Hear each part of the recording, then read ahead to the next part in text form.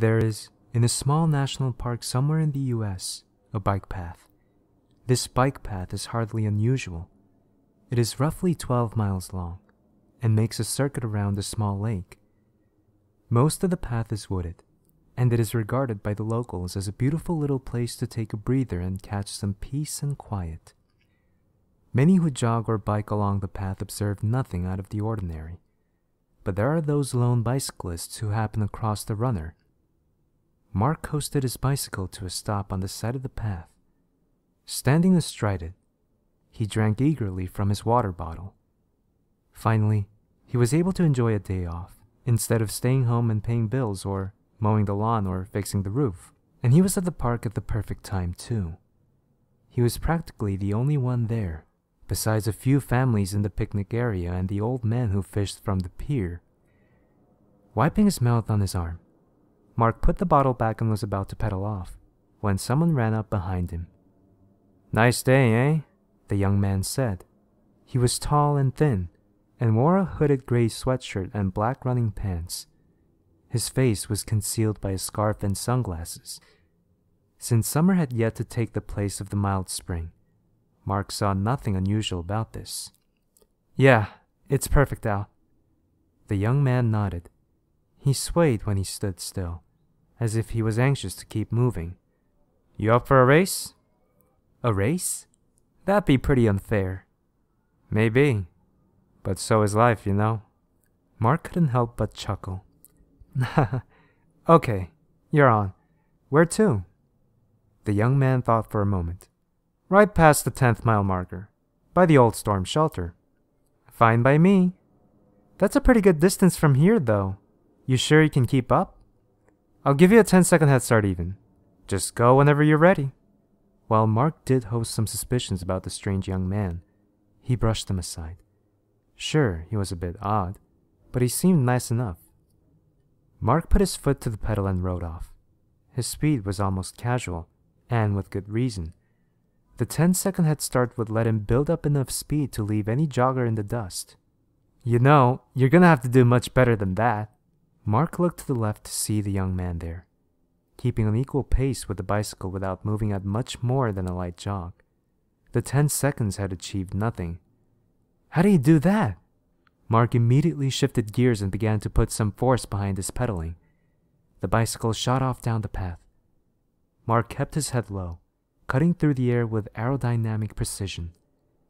The wind whipped around him, filling his lungs with cool air. The trees went by in a blur of green and brown.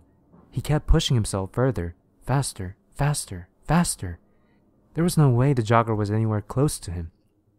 Turning his head to the side, Mark saw to his dismay that the young man was still there, matching his speed perfectly. But now he wasn't even running on the path anymore. He ran straight through the woods, dodging obstacles with the grace of a deer.